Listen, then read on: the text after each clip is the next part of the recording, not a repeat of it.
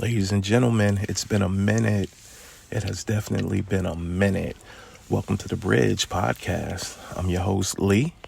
And I'm Tracy, special guest. Of course, she's always a special guest.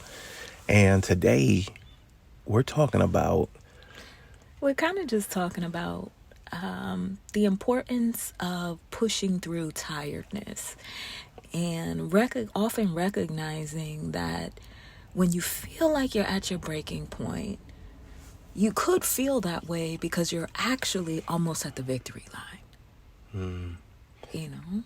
that victory line is definitely sweet once you cross it or you get to it, just to find out there's more work to be done. It's interesting though because, life is definitely I like to say a series of like marathons, right?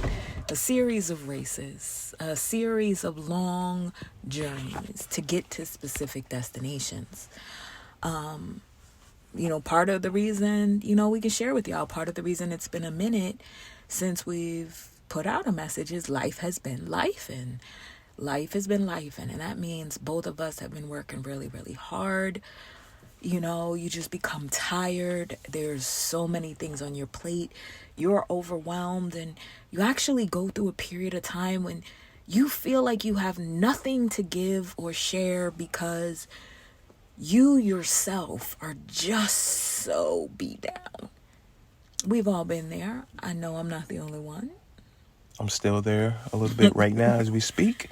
It's hard sometimes, but I think the challenge is always going to be, pressing forward, even when we feel like we don't have anything left to, like she said, anything left to give. It's just like, oh my gosh, Tyrese moment.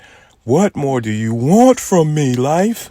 So, yeah, it's just about pressing toward the mark, keeping your blinders on and still going to what we perceive is a finish line. We know it's a marathon, right? Whether wind, rain, snow, sleet, whatever is being thrown at you, you still have to press through. And sometimes it's okay to say, you know what, life, I'm tired right now. I got to go back in the corner. I got to recharge. I need to listen to something to get me back into the fight that I know I can win.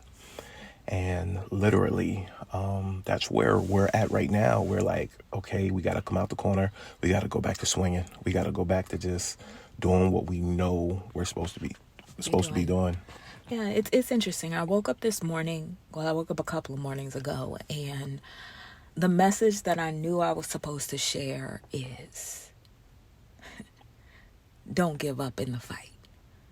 Don't let the tiredness, don't get to the point where you're at the race, you're in the race, you see the finish line, and because you see the finish line, you are discouraged because now every single step you take is super hard.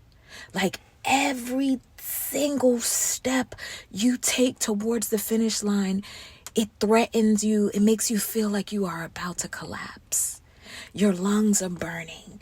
Your body is aching. Your muscles are super sore. So every step closer to the finish line that you take, you want to give up. And the only thing pushing you forward is that you can see the finish line. But even that sometimes isn't enough to motivate you to keep going. And, one important thing is sometimes we have to stop looking at our own race. Look to our left, look to our right, look behind us. Is there anybody or anything that we can help in the midst of our own struggle? Because in the midst of our own struggle, there is somebody who is in a worse off position than you are. And things could be different. And though your finish line is so close and your own vision of accomplishment and where you want to be It is within arm's reach, but getting there is so difficult. As you take the heavy steps forward, sometimes it's helpful to expand your vision, look around you, still continue to move forward, but believe it or not, seeing what you can do to help or share your experience or do whatever you can. Use your giftings, use your talents to help somebody else.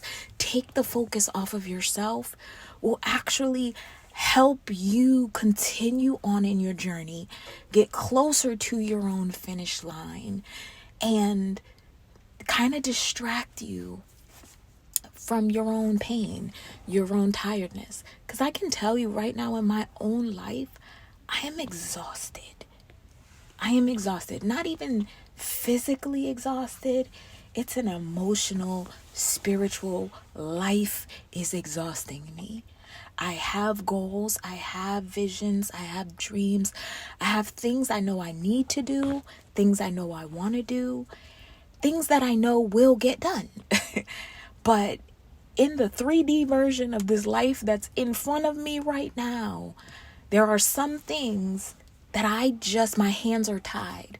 They are above me. I've done all that I can do, and the only thing left for me to do is surrender and trust and know that I am covered and cared for and taken care of, and that God promised that he will never leave me nor forsake me. And I got to tell you the truth, he never has. And so while my hands are tied in my own life, I've also been encouraged to share the story of the challenge, because those around me have no idea what I'm going through. Those who are looking at my life have no idea what my mind is saying half of the time. What those around me are just like, oh my gosh, you're always pushing forward. Look at the amazing things that are happening. Oh my gosh, oh my goodness. They have no idea the cost. Not even the financial cost, the physical cost, the spiritual cost, the mental cost. They have no idea. And all of us do that. All of us are going through that. So if you are at a place in your journey where it is difficult and you don't know up from down, you don't know left from right, there's nothing more for you to do other than stand. Yeah, stand in your part of the journey. But while you're there, I want you to look around at everybody else around you, and see what you can do to motivate or uplift others. Because believe it or not, that is going to help you. In this life, we were taught wrong. We were taught that we are here for ourselves, basically. And that's not it. That's not it. Our giftings, while they serve us, they are for the greater good of all of those around us.